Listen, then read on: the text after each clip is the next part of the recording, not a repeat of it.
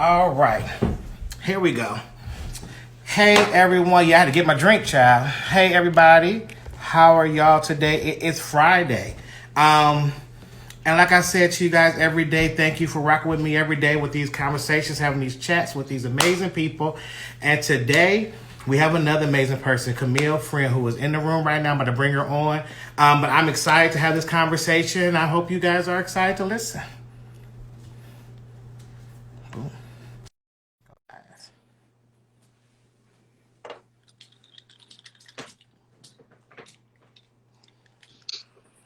How are you? Hey, darling, how are you doing? I'm good. I'm so happy to meet you this way. Like I've always wanted to meet you. So But it feels so good to meet you over what this say? way. Why you sideways, girl? Am I You sideways? got your phone sideways? Let's see. Let me see if I can fix this. I may be having technical difficulty. Let's see. Is that better? What? No, you I still. do. I'm still, hold on. Let me flip it. I'm going to flip it. Hold on. You If was I giving can me. flip it. There you go. You was giving me portrait mode. Hold on. I'm going to try to flip it. Oh, There we let's see. go. Hold on. Woody, I might need your help. That's my boyfriend. I'm asking him to help me. I might need a little help. I was on the side. That's okay. I might have to hold it. It's okay. Well, how? No, I'm excited to meet you, ma'am. Yes. And this is why I'm so happy that we are doing these type of things, because I've got to meet so many people that I admire in the industry through this. Like, we haven't had a chance to really meet in I person, know. but we get to meet. We're meeting now. I know. That's the beautiful thing. That's the beautiful thing. And that's the great thing about Instagram. I've met so many artists that I would never meet just on Instagram. Like, hey, I like you. Hey, I love your work. And that's the beautiful part that you get to do. So, Yeah. Camille Friend, I Yes. mean, you have an amazing, Oh, like, just portfolio of work. You know, thank you. Charlie's Angels, which came out last year, the Guardians of the Yeah. Galaxy. I mean, the ever present Black Panther. Just you. I don't even know where to start. Oh, let's, oh, you're very kind. You're very kind. You're very kind. well, let's just start. How did you even get into this industry? How did that even happen? Honestly, I never wanted it. Like, I literally fell into this industry. And honestly, it's God's plan because I didn't have a plan to do this. I didn't know what I was doing. Like, literally, I came to LA I'm from a small town, Tempe, Arizona. So I was Mm-hmm. from Tempe, Arizona, came to LA, was working. I worked at a place called, you might know this, Derek, John Atchison. I'm an Mm-hmm. Atchie girl. I Yes. grew up like doing John Atchison, and Mm-hmm. I worked for Sebastian. And literally one day I was working in a salon and I got a call, and literally it was like to go day check on a movie. I was like, what am I doing? Next Mm-hmm. thing you know, I'm on thin line between love and hate, helping do Lynn Whitfield, and that was it. And literally that movie went union, and that was the end of it. Really? That was it. Like literally, So that was you like it. you? Like literally, there was like no breaks, and then here we are. And that's really how it happens. It was that simple. That's a blessing. Yeah, no, That it was total blessing. Yeah, that's Total so that blessing. when you said what that's a real true testament. And when God has a plan for you, whether your plan, Yes, whatever plan, He makes your plan for you.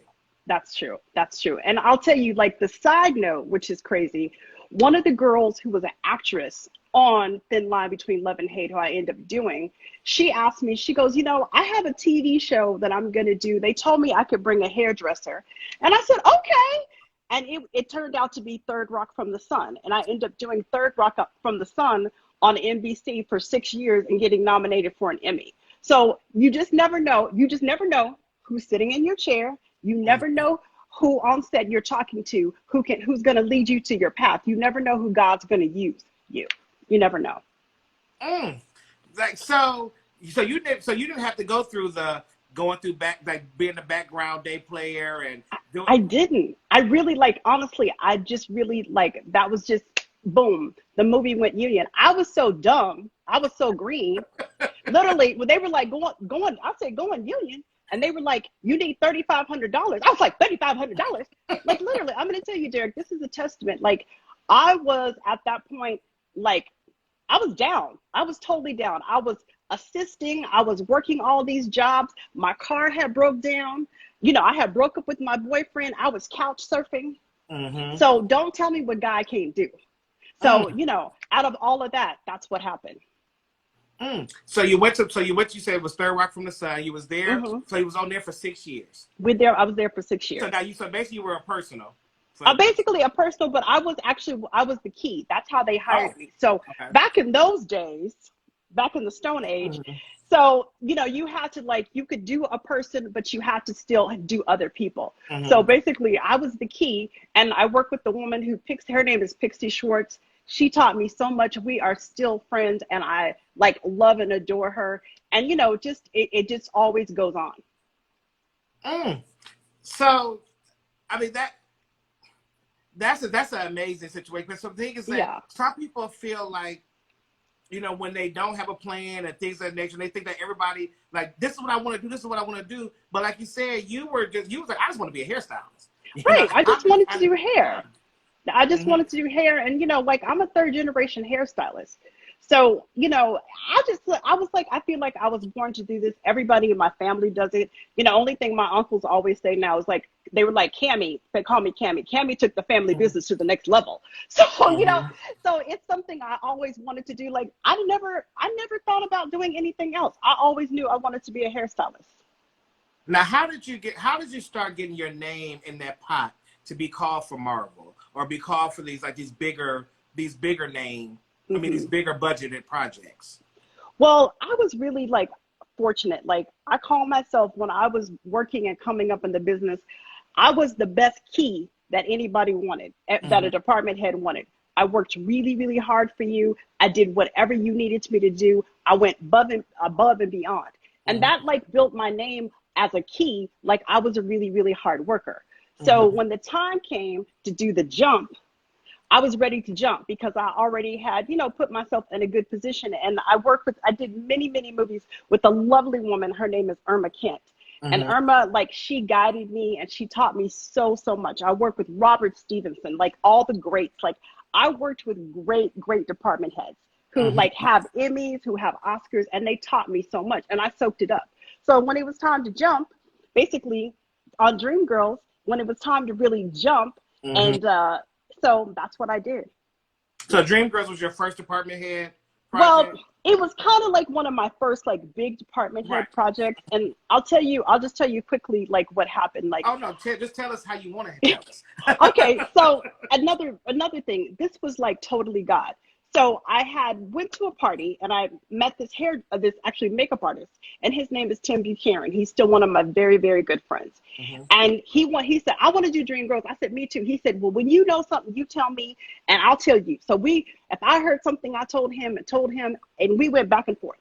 Anyway, got down to they were auditioning the girls, and I was like, oh my God, how am I going to get to these auditions? Because I was up in San Francisco doing not Karate Kid, Pursuit of Happiness with Mm-hmm. Will Smith and his family.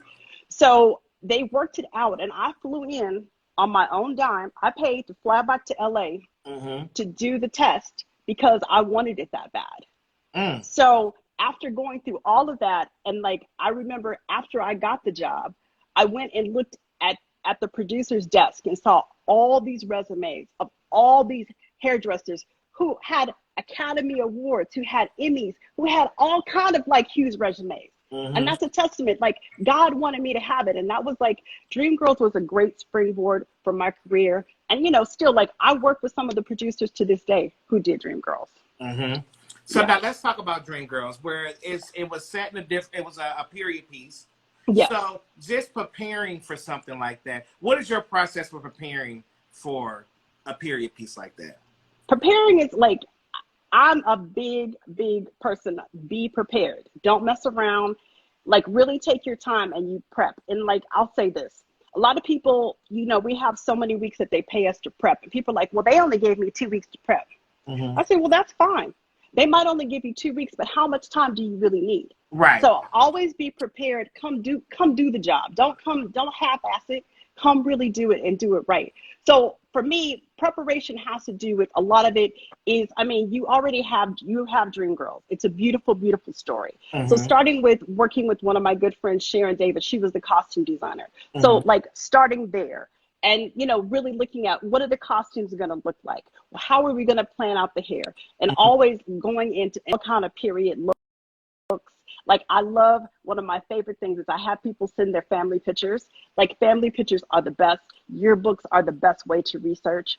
So really going into, you know, looking at what is this movie about and like, how are we going to break down the looks and even the background looks? How are people going to look in the background? What is their social economic? What's, you know, where do they come from? What cities are we in? Because you want to be reflective of all of those things when you're creating a looks for a movie. Okay. Now, how much, like, I have so many questions in my head. They all jumbled up. I don't write them down. But I like what you said about, because I know I work on smaller budget projects, and I know and sometimes I do get fresh. I'm like, you give me how much? I'll get a week to prep. But it's like, but like you said, how much time do you really need? Like when you're doing certain stuff, it's like you really can knock it out. But you know, you want to have a longer time, but you really can knock it out. But when it's now it's time to come into, are you because you've done so many things, are you open to change and open to learn? If somebody say, if you go in with your vision and be like, this is what I want to do, and somebody said, well, I don't know if I'm like, are you open to those type of things? Oh, you have to be open to those sort of things. I mean, I'm going to say, Derek, I'm working on a movie where, of course, we're off because of COVID, but I had started a movie in London. And I'm just going to say, I can't really say what the movie is. It's a Disney movie. And like, we started with one look. We went to another look. We went to another look. We went to another look. And then we ended up on another look. Totally not anything that I thought that we were going to do. But you know what? My job was to say, okay, I can do that. I can make it happen. Let me show you some more pictures. Let me think about it from a different direction. Let me really go pray about this, because God, I'm like, I need for you to download the idea overnight into my head. And that's really how it happens. You know, it's that thing of just staying present, and it constantly is changing. Especially when you do big movies, they're very, very corporate. Like you have a lot of cooks in the kitchen. So, you know, something that you could think, oh, this is going to be fabulous, somebody else might not like it.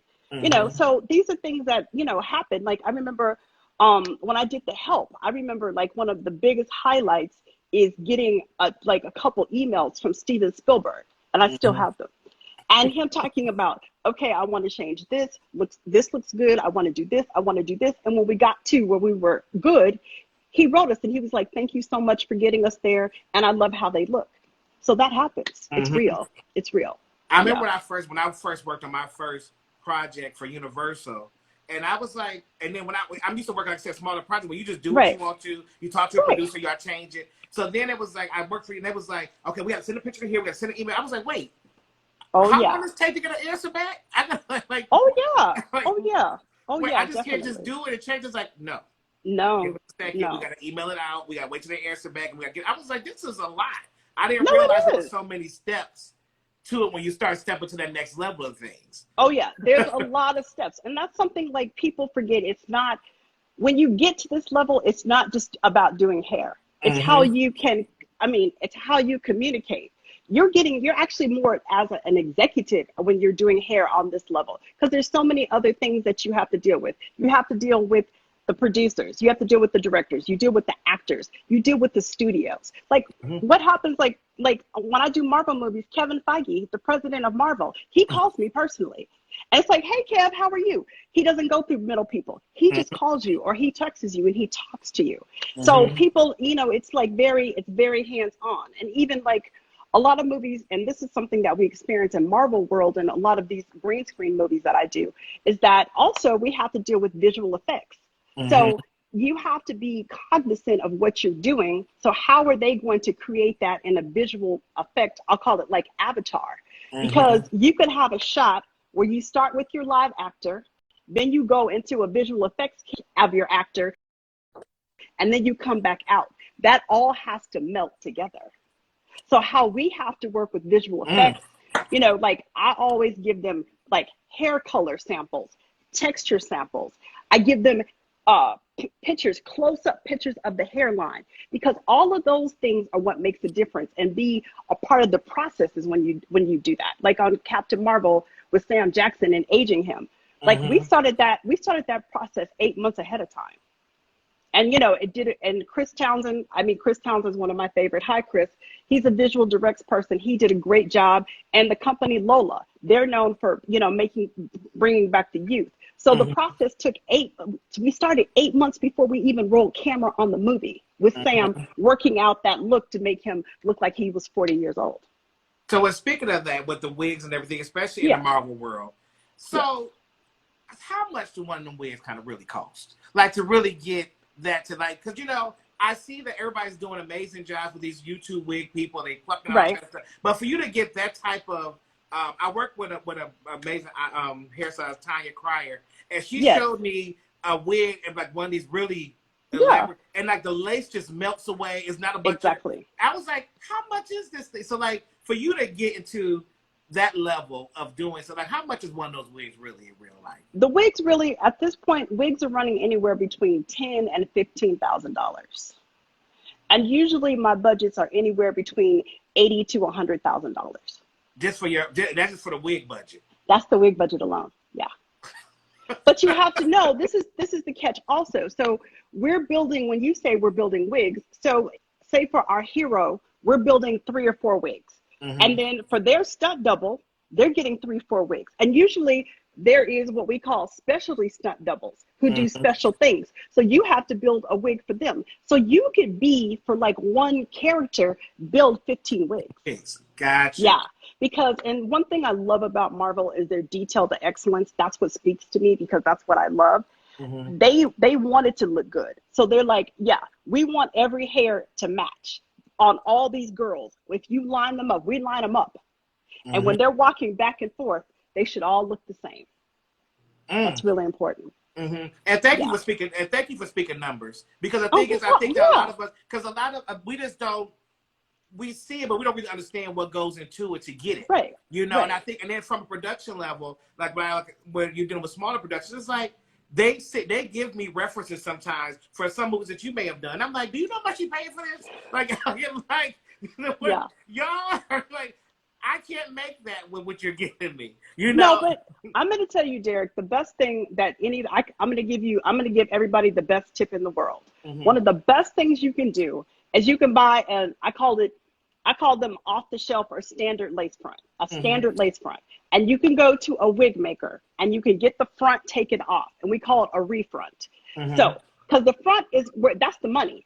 That's where you see everything. So if you even take a wig that's not as expensive and you get it refronted by a wig maker, refronted by a wig maker, you can get still a quality look, because this is everything in the front. Yes. So that's another way to cut the corner in and seeing, and getting there even on a medium or a low budget. Because like I did last year, I did Us, and it wasn't a big budget. But, I wanted to do the movie. I wanted to do the movie with Lupita. I wanted to do the movie with, with the director. And it was important. And I was like, well, we have money for Lupita's wigs, but the other people. Right. So we had to work it out. So we did a lot of refronting. Refronting. And like all those sister locks. I mean, I love the girls who did those locks. I mean, all of them. Marva, I'm going blank on a couple of them. Marva, Lauren, Ada, we were all in there getting on down. Honey, it was for real. Like it was, it took us 2 weeks to do those wigs because we needed so many. So it's real. It was like, I usually don't do that. I'm like, oh, I'm working hard, but it's okay, but all movies require different things.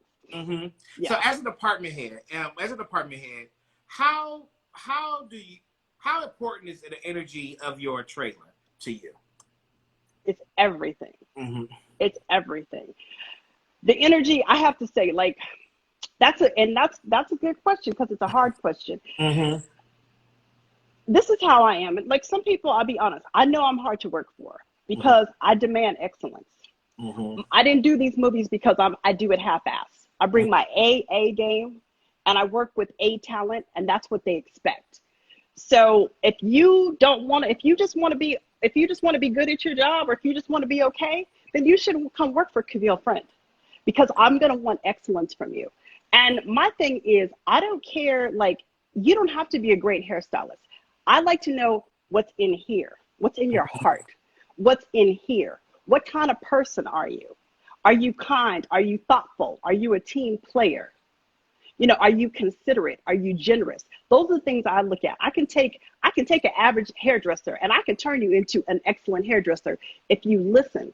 That's all you got to do is listen and execute. So always being able to learn and be willing to learn. Always be willing to learn. Now, are you? Which I know it's an obvious question, but I like to just ask it. Yeah. Are you still willing to learn? Are you still learning in this industry? Yeah, I'm always learning. I love the movies that I learned something. Oh, hi to my friends in India. Last year I was in India. Hi to all my friends in India. I love you guys. I miss you so much. I'm always learning. Like, just on this movie that I was working on. I was learning because I'm like, oh, we're gonna do this. Oh, we're gonna do this. I love projects like that challenge me. Like, I love the challenge. Like, I love getting in my head and thinking about, how are we gonna do this? Like, sometimes I call the trailer the think tank. What are we going to do? How we get in there, and we're all like, and everybody brings something to the game. Like, I'll tell you a great story on it was on Black Panther. We were doing something, and had a great crew, and our assistant was like, that's not really how you guys do that. I know a better way. I said, well, get over here and show us how to do it. Anybody can show you how to do something, and we were like, oh, well, come on over here, little baby girl, and show us. And she did. So, and that made her feel really good. I was like, anybody can show us something. We can always learn from somebody. Always. And we're always learning. Okay. Now, I was going to wait till a little bit later to bring it up, but since you brought it up, let's talk about Black Panther. Okay. That was a beautifully visual, stunning movie from top to bottom. Thank you. But to be able to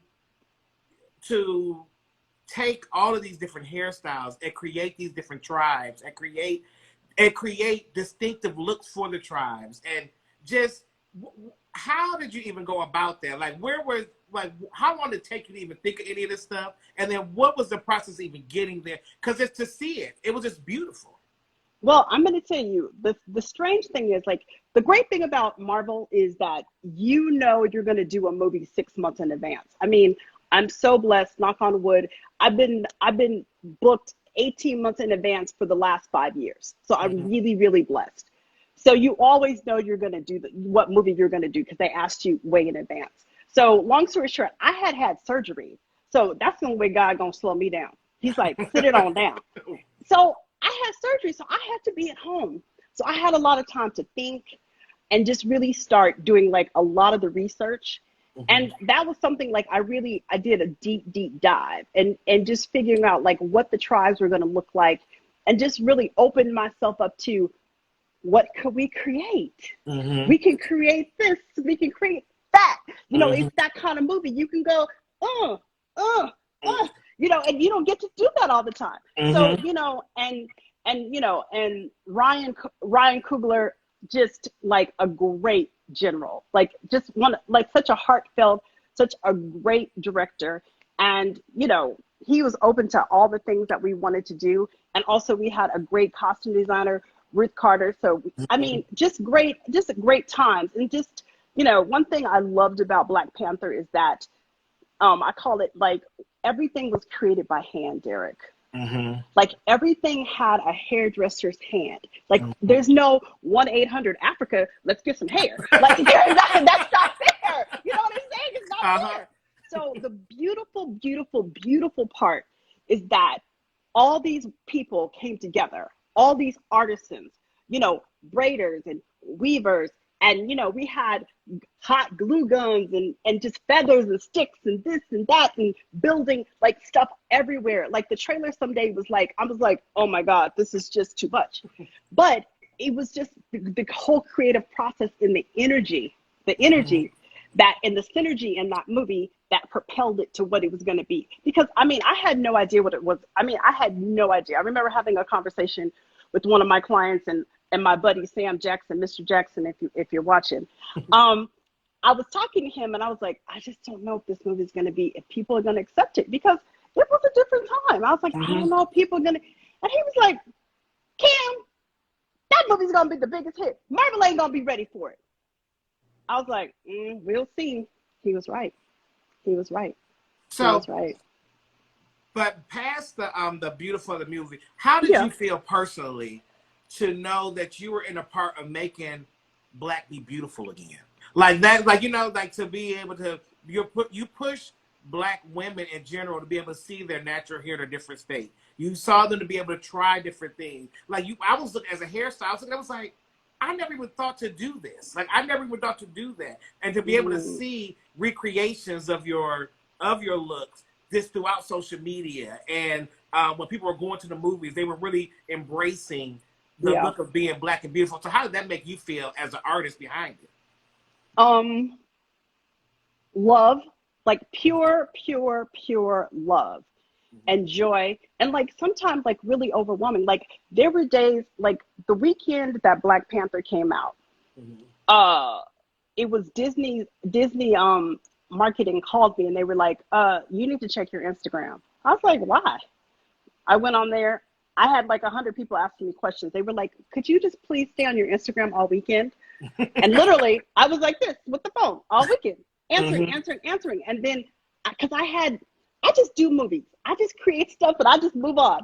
So it was just like one of those, it was surreal. And then, you know, all the articles and going here and going there. Like, I'm going to tell you what a ride, baby. Like, I got hair, makeup, I got all kind of clothes and gowns and all kinds of bullshit now.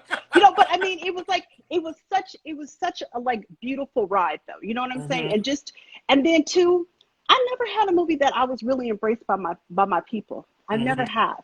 So for me, that was like the biggest, like almost like my ancestors like hugging me and saying good job. So, you know, it will always like be in my heart, and you know, it's just a special movie, and they don't come every day. They don't come every day. Yeah. So no. yeah. Like You know, they don't come every day. I see people like commenting like, we still watch that movie. And it's still like, it's a never ending beautiful movie. Like you don't get, you might get tired of the storyline, but the visual of it, you would never can get tired of. So you said you've been booked 18 months in advance. So like, how do you just cut one thing off and then go to the next? Like, how do you keep everything departmentalized mentally? That's what I'm best at. Okay. That's what I'm best at. Honestly, that is my secret. I'm very good at compartmentalizing different areas. Like I compartmentalize like the boyfriend right here. He has a compartment. You know, the house has a compartment. I have a compartment. Like I'm just really good at like sorting things out. I write a lot of notes. I'm very much a note and a chart person. So when I start like breaking down scripts, they go into continuity notes, they go into like categories, they go into charts, because to me, the more information I give my crew or my team, the better that everybody can execute. So that's one thing I'm really good at doing that. And and really now that I really learned too how to delegate, because you can't do everything. So how you pick your team wisely. You have to pick your team wisely. Now, what does the Camille Friend team look like? Is it, because I know, like, I work on stuff, is the department head is a key, and we might have a third. You know, like, so when you're working on projects that big, what is the team? Is the team 15 people? Is it 7 people? Like, what is the Camille Friend team? Like on Black Panther, I think on our biggest days we had about 30 hairstylists. So in the trailer every day we had, I want to say there was 5 or 6 of us every day. That's what we had in the trailer. And then we have all our people, like Cynthia Chapman shout out to Cynthia Chapman. She ran background in Atlanta for me and did a beautiful job for Black Panther. Okay. Yeah. Now, how do you, for people that want to get into, that's already in this industry and they're ready to step up to the next level of things, like what advice can you give them to try to even get in front of a Camille or get in front of any of the bigger department heads that you mentioned? How do you get there? Well, I think it's a couple of things. I think for me, what I look for is I really look for people's personality. And I'm gonna tell you, I meet a lot of people. I'm just gonna say, I do classes, and my teaching company is called Hair Scholars. And I meet a lot of people through my classes. People who come to my classes, I'm always looking for new talent. So when I see people with good hands, and I can look in their eyes, like I like to look in people's eyes. Let me see what's going on in there. And I really do. I choose a lot of people. I choose a lot of people from my classes because I get to spend 2 or 3 days with you and get to know you. So I think one thing too is to be a well-rounded hairstylist. So one thing about doing movies, you don't know if you're going to have to bleach somebody's hair out. You don't know if you're going to have to fade them. You don't know what you're going to have to do. So be well-rounded. Like, take a lot of classes, learn how to cut, learn how to color, learn how to braid, learn how to weave, learn how to like do it all and work on all textures of hair. One thing that nobody can ever stop me is I know all textures of hair. There's not a head of hair that I'm scared of. Bring it on. So there's a lot of people who are scared of certain textures of hair. I'm not. So that's one thing that makes me a department head. That's why I work, because I can do any texture of hair, and I can make that happen. So those are like really, really important things. And I just think too, I'm compassionate to people. Like a lot of people who I talk to people on Instagram all the time. Like if you have a question or if you have a problem, people call me and show me pictures of things like, oh my God, we have to do this tomorrow. What would we have to do? I said, okay, hold on. Give me a minute. I got you. Like, I want to help all of us get there and be better, no matter at what level you're doing it at. Like, and I understand when you don't have the resources. I know how to do it fast too, and know how to get there.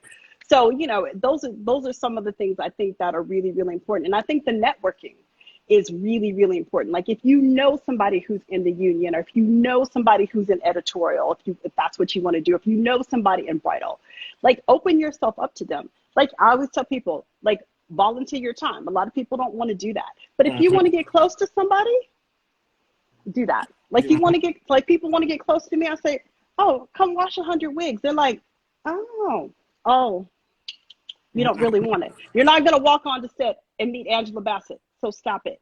Right. You have to start somewhere. And I'll tell you, like one of my first jobs, I worked on Star Trek back in the day, and I worked on the night crew. Okay.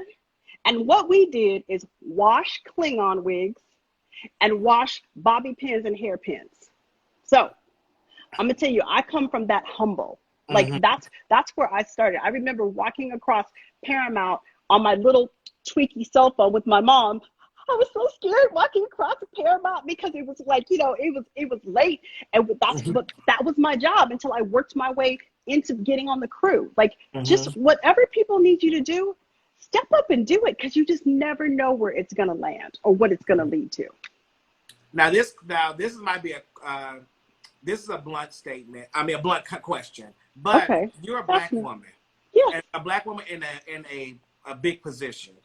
Do you ever have you been the black bitch? Like, what I'm saying? Like, oh, don't fuck with her. That, we don't want to deal with her. Like, that moment, because it's so, because, a lot of people are always intimidated from you being a black woman that's up front. Right. But if you're there demanding and knowing what you want, have you run into those issues, and how do you deal with those type of things? Well, I'm going to tell you, Derek, there's some people who think I'm a black bitch out there. I'm going to tell you. But you know what? I think that comes part of with the job. I'm going to tell you something like my ex-husband told me a long, long time ago. He said, honey, if you want to be the department head, you want to be a leader, it's not the popular position. So get over your popularity contest. So you have to know, you have to make hard choices. And it's not going to make everybody happy. And now, like, I really don't care. Like, I do care about people. And if you have an opinion or something is bothering you, or if you're having problems, yes, I care. But sometimes I have to make clear-cut, decisive decisions that is best for the department. And it might not work for you. And like I always say, if you don't want to be on this train, baby, you can get off, and it's no hard feelings. So I think, that's something. But I think one thing I'm blessed at this point in my career, people pay me and they call me for my expertise. So when they call me, they want to hear what I have to say. And I'm really lucky with the filmmakers that I work with, like the directors and the producers. They call me for that. So when they're calling me, they're looking for an answer. They want somebody who's going to guide them with the hair. And one thing that's been great, I'll tell you, Derek, like the last 2 years, is that I've been really booked, But filmmakers call me and I can help them crew their film with other hair and makeup people. So I've had beautiful experiences where I'll read a script and I'll be like, this person be good for this and this person be good for that, and helping like filmmakers of all budgets, low budget and high budget or in between, crew their movies with the right hair and makeup, because that's really, really important. So that's been really, really fun to me, and doing that too, helping people do that. Now, when you started, oh no, now you're LA. You're in LA. I'm in LA. Yeah. You 706. I'm 706. Yeah, I'm over here. I'm 798. You're 798. So now, I would say from a 798, especially being in Atlanta, we get this very bad rep in Atlanta that we don't know what's going on. We don't know what we're doing. Fly people out from LA to do the things that could be done here. So, one, where do we? I'm trying to figure out where that may have came from. It may, if you may know, or secondly, when it's time to come here, do you try to seek out local artists to try to help in the process of whatever movie you're making? Right. I'm going to say, me personally, I always seek out local people. And people in Atlanta can say this. They can say a lot about me. It might be the BB, but they're going to say this one thing. Some of them would have never worked on a Marvel movie if it wasn't for me. I've done 6 Marvel movies. So I have helped plenty of people of color and otherwise get on movies. And I'm going to be really, really blunt here. Like the hard part about Atlanta, this is the hard part. People a lot of times have bad attitudes with you when you come in from LA. I don't have a bad attitude with you. There's people that I absolutely love. Hi, Tracy Moss. She's one person I love. Hi, Tracy Moss. And I'm just there to do my job. It's nothing personal. And I'm not into this East Coast versus West Coast, 706 versus 798. I'm not into that. We are hairdressers. We have a job to do. We have a mutual plan. Just stay on the plan and just stick to the craft. Like sometimes I tell people, hi, Jennifer, there's Jigga, all my Atlanta peeps, all my Atlanta peeps that I love, all my Atlanta peeps. And also my assistant from Black Panther, Trina, hi Trina, she was the one I was telling you who showed us how to do some things. But anyway, circling back, it's just a lot of people come in with bad attitudes. It's not that they can't do the hair. Derek, you guys have bad hairdressers. Bad people who can get down. But then with your bad hairdressing, you can get in, but you bring your bad attitude. And it just doesn't work. It just doesn't work. You can't have people with a bad attitude. It's like a cancer. It's like the coronavirus. You don't want it. And that's part of the problem, but you find it with everywhere. It's more of a people problem. You know what I'm saying? Than anything. And in hairdressers, we're artistic, we're crazy, we have a lot of stuff. It's almost like I always say, 30 hairdressers are like herding cats. And guess what? You can't herd some cats, can you? No, not right. At all. So, yeah. Well, yeah. Thank you for answering that question, because a lot of people, when I try to figure out the most eloquent way to ask it, but people like to dance around the question. It's like, no, let's just be, because I think for Atlanta artists, they need to understand this is why we're not hiring y'all. This ain't really gonna do with your skill. You just got a bad attitude. I need you to come in with a better attitude, and you could be working. Just, I just tell people all the time, if you just check your attitude at the door, there's so many beautiful things and so many experiences that you can have. Like, Derek, I have traveled the world. My last 3 movies have been in Europe. My movie last year that's coming out, Tenet, with Chris Nolan, we went to 7 countries. I went to 7 countries. Like, how often are you going to get to go to 7 countries? And get paid to do it. How often are you going to get to do that? So, there's so many beautiful things and things I've experienced in this. And part of it is that I'm not a pushover.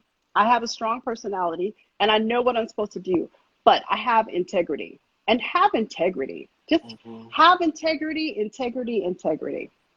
That's a big part. Now, being that when you started doing when you start dealing with movies with different ethnicities, and seeing a Black woman come in, do they, even though I know most people know who you are, but before they knew who you are, was there a challenge with them trusting you to be able to create the looks that they need to be created?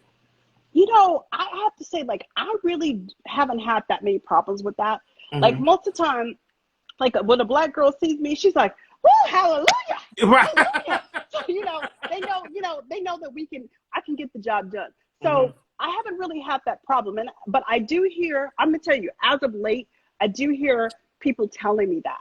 And, one thing I have to say is, like, we as hairstylists, we have to take back our industry. And, like, we know what we're doing. We're Mm-hmm. the ones who do it, and we do it all the time. And we have to come in as the authority. And Mm-hmm. sometimes people don't want to hear it, but it's like, yeah. Just like I go around set, people always laugh. I'm always like, you know what the number one department is? They say, what? I said, the hair department. We're number one. And don't you forget it.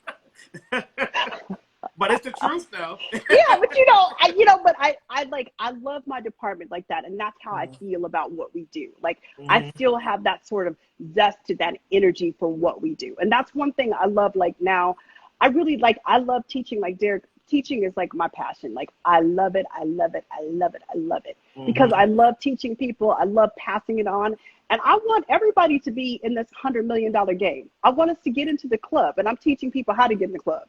Mm-hmm. So So I know we're in COVID and all this good stuff, but so when yeah. we're out of this, first, when do you have time to teach a class? First of all. Well, in between my movies, when I'm in between, I have a great team. I have a great team that helps me plan everything, and we get it done. And also, like, one thing I'm doing right now, I was going to put it off until next year, is I started writing a mentorship program, Mm-hmm. and not a bullshit mentorship program, like a Mm-hmm. real deal mentorship program. So I started writing it, and it went back and forth. And like 2 weeks ago, um, my girlfriend, her name is Alicia DeAnda. She helps me run Hair Scholars. She goes, you know what? She's Spanish. She goes, every day we're gonna work on it for 2 hours a day, and we're gonna get this done. And you know what? We've been working on it for 2 hours a day, and we're getting it done. And, like, I think we're gonna be able to launch probably in 6 to 8 weeks. We'll probably be able to launch. And the first time we launch, I'm gonna take not that many students, but I want to work out the kinks. But I'm gonna do it for free. Really? Yes, I am. Y'all heard that here first. Yes, and the reason why I'm going to do it for free is because, Derek, I've been so blessed in my life. Mm-hmm. I have so much to give. I have a big heart, and this is just part of the extension of who I am. And I know people need it, and people want to get to this level, and they're like, why am I not making it? What do I don't know? So in those things, if I can work on, like, what are you doing, how you do it, how you talk to people, how you address people, how you present yourself. Because most of people, they know how to do hair. It's not Mm-hmm. that. It's all those other things that you have to deal with. And so we broke up the program because it's different. So I broke up the program, which we call it the newbies, and then we call it the vets. Mm-hmm. So, the newbies are the newbies, and we're teaching them about being a newbie in the business. And then Mm-hmm. the veteran is really teaching them how to get to this level and how to really department head. Like, really, what does it take? And I'm giving away everything I've created, all my documents, all my charts, all my documents, everything that I've created over the years to do movies. I'm giving it to you. That is amazing. That's I amazing just because a want it lot to of be people can. better. Yeah, it's like so. Like for like a lot, some people like me, I just got thrown into the movie business Right, also, and I got thrown in the movie business as an apartment head, and I was like, I right. don't know what the hell I'm doing. Like, what are we doing? I'm like, But you what could is? I do said hair. continuity. We gotta do continuity. What does I that mean? know. I It's like, know. so to be able to have, I never really had a mentor to be able to show me till I met like I said, I met Tanya Cryer, but Right, I did for 3 years in. Then I met right, Keetrick Starks four, right. 5 years in, and then it was Fabulous. like they were able to say, okay, great. They're like, you've been doing stuff wrong. I'm like, well, I didn't know. I just been doing something the way I know to do Right. it. But that's the beautiful part. Like, I just want to show people, because a lot of people, this is the thing about department heading. There's no book on it. Nobody Mm-hmm. teaches you. You just learn as you go along. And I've been blessed to work with such beautiful, kind people, and people who've been doing it. Like, most of the people that I've worked, what I came up with, they're retired now. So, Mm-hmm. I worked with, like, I call them the OGs. I was really fortunate. I got to work with that set of people. So I Mm-hmm. just want to, like, pass it on, and, like, our industry can be great again. And Mm-hmm. all we have to do is just one person at a time. And it's just learning it. It's just one person at a time. Hi, mommy. Yes, And my great grandmother, my mommy's there. My mom said that my great grandmother also was a hairstylist, and her name was Augusta. So, and she went to the Madam C.J. Walker beauty school. I actually have, which almost makes me cry. I have her certificate from Madam C.J. Walker. Oh wow! I do. So this was born. This was in your blood. It's for real. Yeah. You It's had real. no other choice but to do it. No. This is it. This is it. Now, this is the stop. Right. Who do they need to follow? Hair Scholar. So they can follow Hair Scholars. They can follow Camille Friend, and and that's what we do. And you can also you can hit Alicia up at Hair Scholars and just hit her up on the direct, and you can talk to her. Also, we have hairscholars.com, or you can hit her up directly. What is it? hairscholars@gmail.com. hairscholars@gmail.com. So for now, questions about mentorship. What advice would you just give a stylist just trying to just make it to the next level, just in any capacity of their life? Like, what would you just say to them? I always tell people, be persistent and be patient. Sometimes things happen in God's time. We want things to happen and we push, and they don't. And just be patient and be persistent. Like, one thing about me, and I do it, like, I pray, I meditate. You have to have like a strong foundation. The foundation has to be planted and it has to be rooted and the roots have to be strong. And then that's when your branches start growing, and they grow here because they're going to reach towards the light. And also, I always feel like, this is just me, something personally, and everybody has a different way. I always felt like my star wasn't connected to a talent. Like, I don't believe that. My star is connected to God. So always, whatever I'm working on or whatever I'm doing, that's between me and God. I don't put a third party into it. I don't have time for no third party. It has to be direct.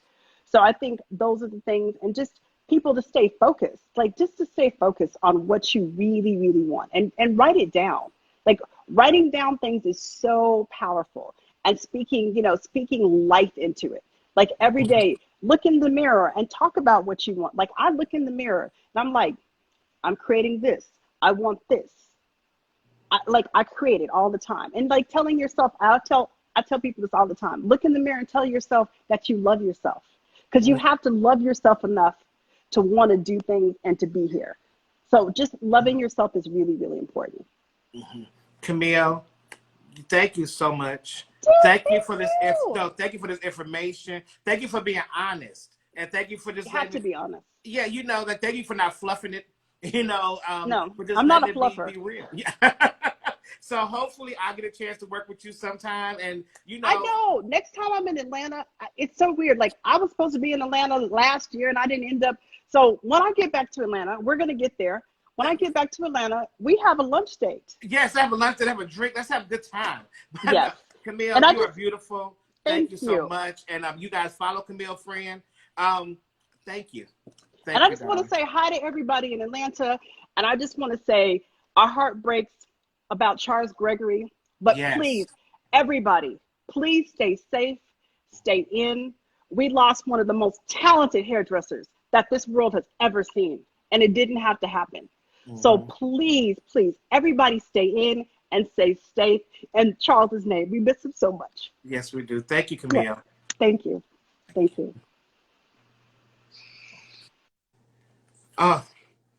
Hey, that was a great interview. Thank you so much, Camille, for sharing that information with us. Make sure you guys follow her. And follow Hair Scholars, follow her journey. And you heard what she said. She's getting ready to do some amazing things that you guys should be a part of. So get on her radar so you can be a part of it. I am making my schedule for next week. I don't have it all the way set out yet, but I know we have Kim Blackwell on Tuesday. We have Coco on Wednesday, Victor on Thursday, Derek Blanks is on Friday, so I'm working on my Monday. But once I get my whole schedule out, you guys will know. And I will see you guys next week, Monday, with a whole new week of conversations. Jig, I got to get to talking to you, Jig, too. So I'm going to give you a text when I go for here. So thank you, guys. I will see y'all next week.